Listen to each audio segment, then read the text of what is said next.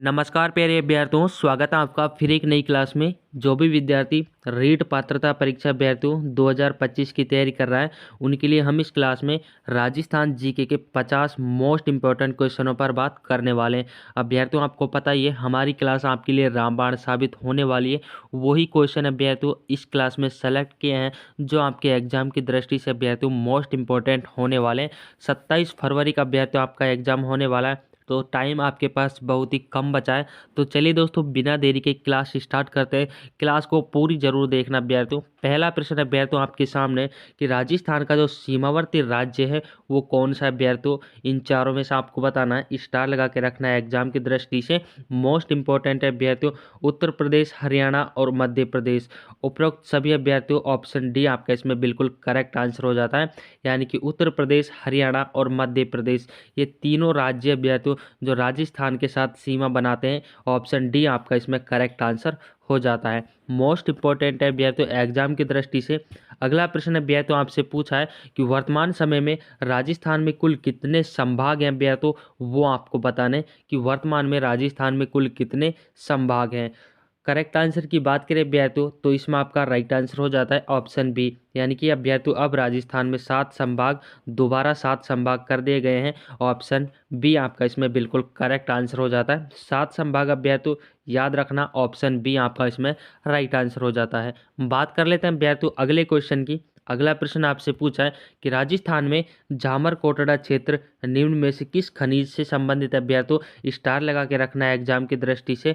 Most important question अभ्यर्थियों आपके exam के लिए अभ्यर्थियों कि रॉक फास्फेट, सीसा जस्ता, मैग्नीज अभ्यर्थियों या चांदी। तो जो झामर कोटड़ा की खान है वो किस क्षेत्र के लिए प्रसिद्ध है अभ्यर्थियों, किस खनिज के लिए प्रसिद्ध है, ये आपसे पूछा है। करेक्ट आंसर की बात की जाए अभ्यर्थियों, इसमें आपका राइट आंसर हो जाता है ऑप्शन ए, यानी कि रॉक फास्फेट के लिए जो राजस्थान की झामर कोटड़ा की खान है वो जानी जाती है। ऑप्शन ए आपका इसमें बिल्कुल करेक्ट आंसर हो जाता है। याद रखना अभ्यर्थियों, स्टार लगा के रखना एग्जाम की दृष्टि से। अगला क्वेश्चन आपसे पूछा है कि क्षेत्रफल की दृष्टि से राजस्थान का सबसे बड़ा जिला कौन सा है अभ्यर्थियों। सबसे बड़ा जिला आपको बताना है जैसलमेर, जोधपुर, बीकानेर या आपके बाड़मेर।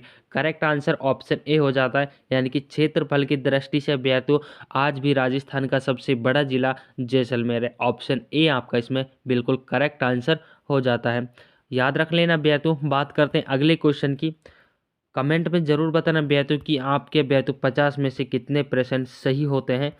अगला प्रश्न आपसे पूछा है कि राजस्थान की सबसे अधिक सीमा किस पड़ोसी राज्य से लगती है अभ्यर्थियों। स्टार लगा के रखना एग्जाम की दृष्टि से अभ्यर्थियों। तो सबसे अधिक सीमा अभ्यर्थियों आपको पता नहीं, उत्तर प्रदेश, हरियाणा, गुजरात या आपके मध्य प्रदेश। करेक्ट आंसर की बात की जाए अभ्यर्थियों ऑप्शन डी आपका इसमें करेक्ट आंसर हो जाता है, यानी कि मध्य प्रदेश की सीमा राजस्थान के साथ सबसे अधिक लगती है। कितनी लगती है अभ्यर्थियों, 1600 किलोमीटर लगती है। 1600 किलोमीटर अभ्यर्थियों जो मध्य प्रदेश की सीमा है वो राजस्थान के साथ 1600 किलोमीटर लगती है। सबसे कम किसकी लगती है अभ्यर्थियों, ये भी याद रखना, पंजाब की लगती है। कितनी लगती है, 89 किलोमीटर अभ्यर्थियों पंजाब की लगती है। सबसे कम आए अभ्यर्थियों 89 और सबसे अधिक की पूछे तो मध्य प्रदेश अभ्यर्थियों जो अभ्यर्थियों 1600 किलोमीटर राजस्थान के साथ अपनी सीमा साझा करता है।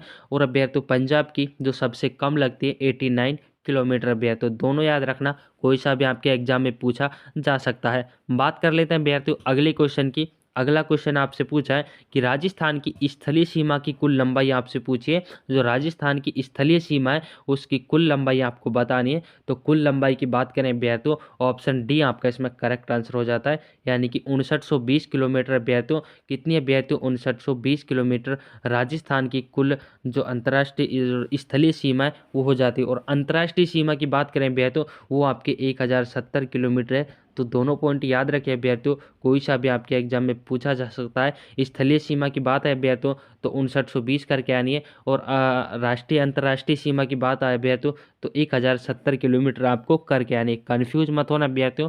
बात कर लेते हैं अगले क्वेश्चन की। अगला प्रश्न अभ्यर्थियों आपसे पूछा है कि राजस्थान में विस्तृत रूप से प्राय अज्वलनशील ईंधन खनिज कौन सा है अभ्यर्थियों। जो अज्वलनशील जो खनिज है वो आपसे पूछा है। मैग्नीज अभ्यर्थियों, बॉक्साइट, अब्रक या आपके कोप्रामाइट अभ्यर्थियों। करेक्ट आंसर की बात करें तो राजस्थान में जो अज्वलनशील ईंधन पाया जाता है वो आपके अभ्यर्थियों अब्रक पाया गया है। ऑप्शन सी आपका इसमें करेक्ट आंसर हो जाता है। Option C is the right answer. बात करते हैं अभ्यर्थियों अगले प्रश्न की। अगला प्रश्न अभ्यर्थियों आपसे पूछा है कि राजस्थान में किस क्षेत्र में तांबे की खानें हैं अभ्यर्थियों। जो तांबे की खान है वो आपसे पूछे तो जब तांबे की अभ्यर्थियों खाने आपसे पूछे तो करेक्ट आंसर की बात की जाए अभ्यर्थियों मकराना आपकी इसमें राइट आंसर हो जाता है। ऑप्शन सी आपका इसमें करेक्ट आंसर हो जाता है। जो तांबे की खान है अभ्यर्थियों वो मकराना क्षेत्र में सर्वाधिक पाई गई है। Option C is the right answer. बात करते हैं अभ्यर्थियों अगले क्वेश्चन की।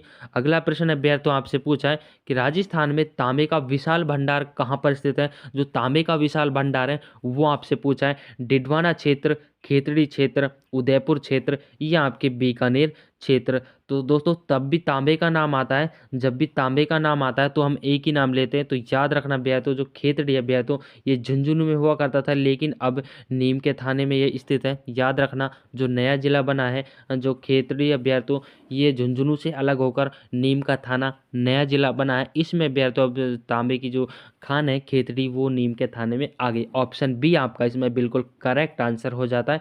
याद रखना अभ्यर्थियों option B is the right answer. अगले क्वेश्चन की बात कर लेते हैं अभ्यर्थियों। अगला प्रश्न आपसे पूछा है कि थार मरुस्थल राजस्थान के कितने भाग पर विस्तृत है अभ्यर्थियों। स्टार लगा के रखना एग्जाम की दृष्टि से। जो थार मरुस्थल है वो राजस्थान के कितने भाग पर विस्तृत है अभ्यर्थियों। 2/3, 1/4, 3/4 ये आपके हो जाता है 1/3। जो थार का मरुस्थल है अभ्यर्थियों वो राजस्थान के कितने क्षेत्रफल पे है अभ्यर्थियों वो आपको बताना है। करेक्ट आंसर हो जाता है 2/3 पर अभ्यर्थियों।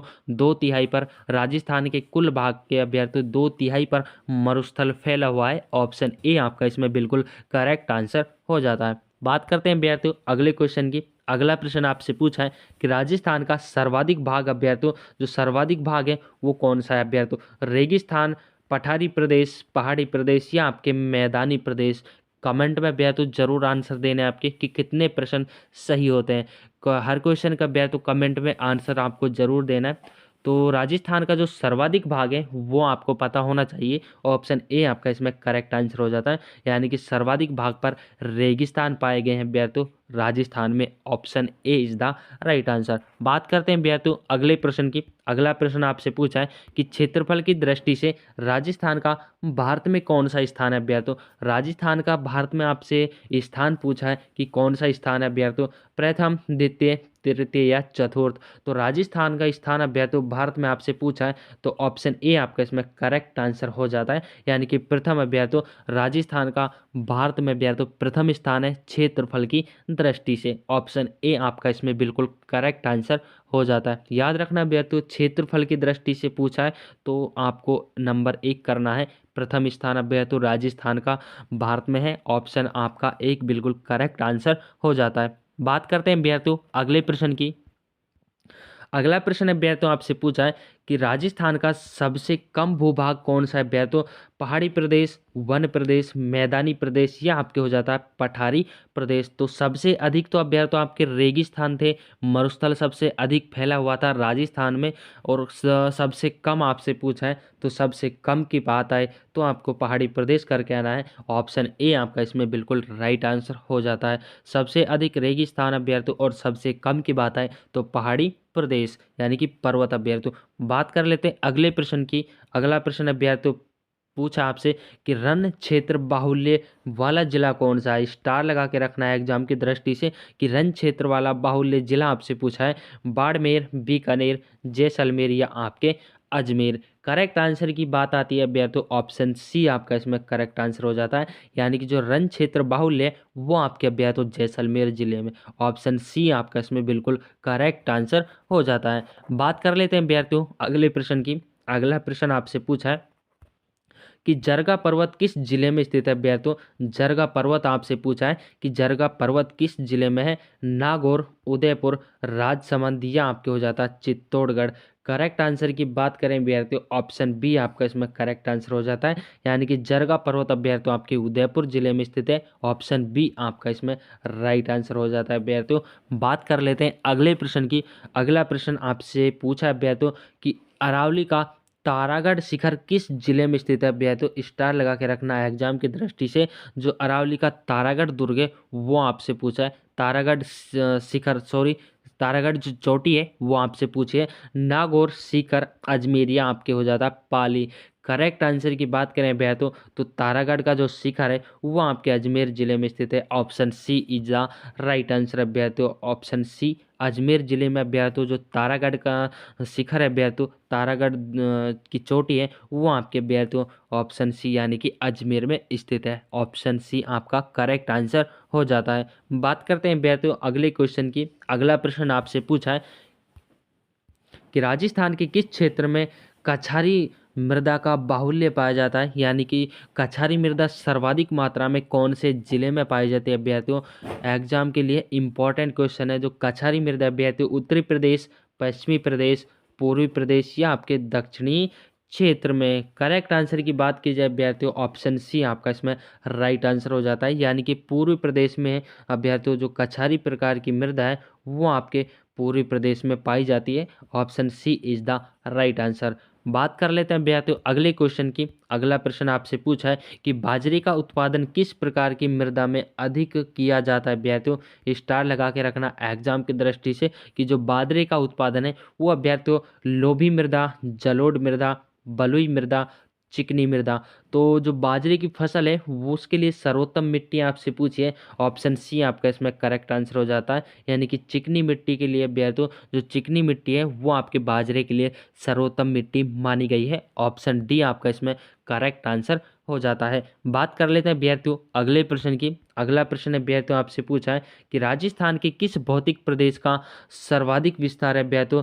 जो भौतिक प्रदेश है कौन सा है अभ्यर्थियों? पूरी मैदानी, हाड़ौती पठार, घग्गर का मैदान या पश्चिमी मरुस्थल? तो राजस्थान में किस भौतिक प्रदेश का सर्वाधिक विस्तार है वो आपसे पूछा है। ऑप्शन डी आपका इसमें करेक्ट आंसर हो जाता है, यानी कि जो पश्चिमी मरुस्थल है उसमें राजस्थान में अभ्यर्थियों सर्वाधिक मात्रा में अभ्यर्थियों इसका विस्तार पाया गया है। ऑप्शन डी आपका इसमें बिल्कुल करेक्ट आंसर हो जाता है अभ्यर्थियों। बात कर लेते हैं अगले प्रश्न की। अगला प्रश्न अभ्यर्थियों आपसे पूछा है कि मूंगफली की फसल के लिए किस प्रकार की भूमि अधिक उपयुक्त होती है अभ्यर्थियों? तो कौन सी प्रकार की भूमि अधिक उपयुक्त होती है वो आपको बतानी है। तो हल्की बलुई अभ्यर्थियों ऑप्शन ए आपका इसमें करेक्ट आंसर हो जाता है। जो हल्की बलुई प्रकार की मृदा अभ्यर्थियों वो आपके मूंगफली के लिए उपयुक्त होती है अभ्यर्थियों। तो क्लास को करते हैं अभ्यर्थियों यहीं पर एंड।